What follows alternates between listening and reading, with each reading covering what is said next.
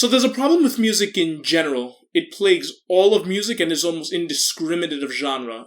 And the problem is twofold. I was originally going to start off this video by expressing the first part of the issue via clapping, but a performance of Albert Piazzolla's Libertango basically does that for me. So I'll play that part first before I continue on.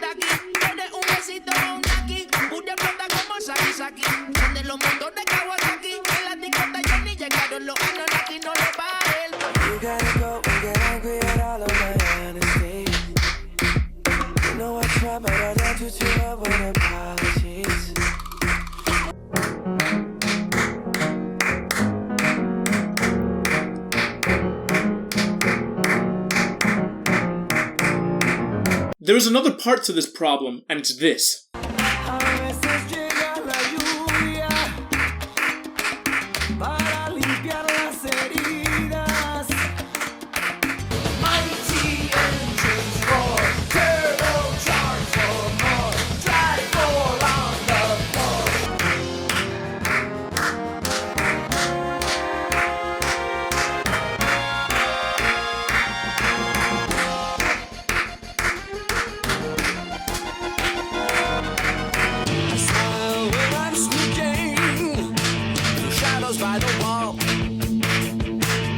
And it gets worse when you end up putting them together.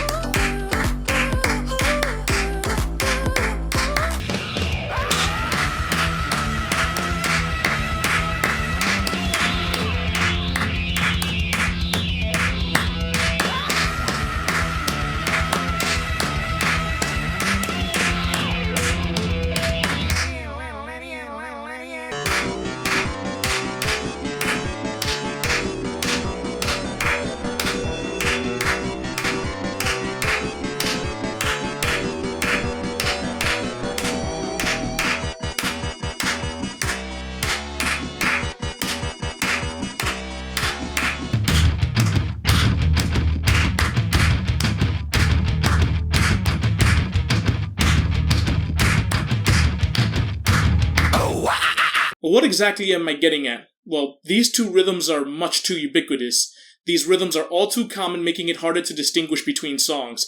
It makes a lot of things sound the same. I could just chalk it up to lazy songwriting, but I'd be here all day defending that claim, and it wouldn't even matter because we already have all this music and the deed is already done.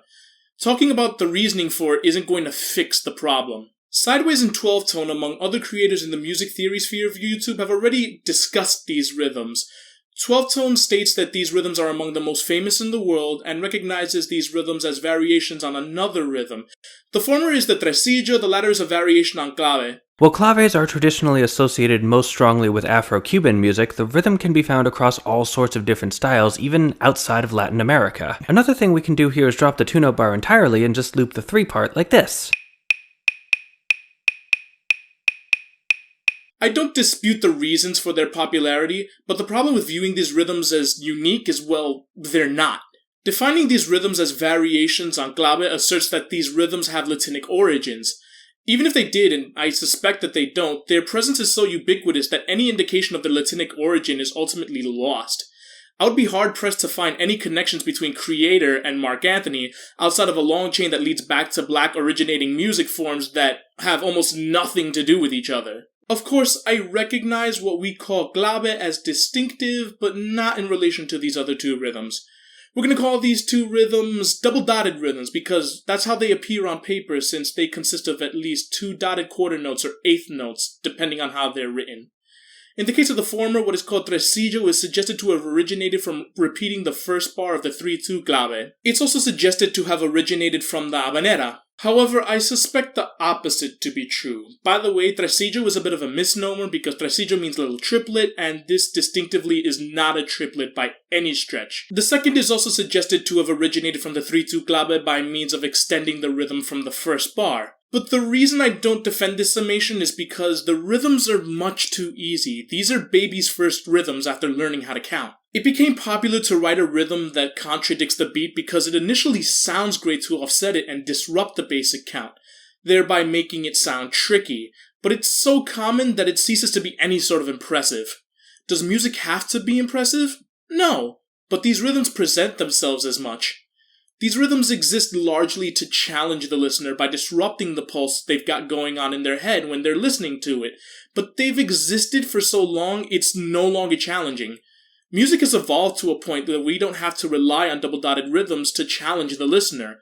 A bunch of music already exists to challenge the listener and the performer as well. So what can we do about the problem? Yes, the human experience is finite, music can only be so varying, and there are but so many rhythmic variations you can fit into a 4-count. But I think we have to look beyond these rhythms, even if other rhythms end up being repetitious, because it won't be these two. And when other rhythms become just as repetitious as these two rhythms, I'll address the problem then. You might say, there really is no such thing as original music, and I would tell you that my issue isn't so much that music isn't original, as it is that music containing these double-dotted rhythms is ultimately contrived. There's a difference. Well, you didn't ring on the habanera. Yeah, well, I did, sort of. But the habanera has clearly defined cultural significance, whereas these two rhythms don't, or at least lost it. Well, maybe we can take a look into nuanced songwriting. Maybe musicians and composers alike can practice their musicianship skills to come up with as many rhythmic permutations as possible, at least without making it sound like Morse code.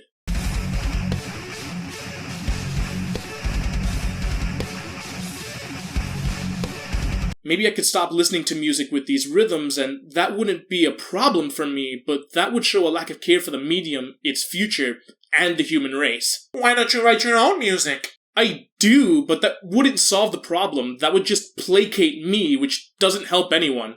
Well, who am I kidding? These rhythms are Grammy Award winning material right here. I'm in love with the shape of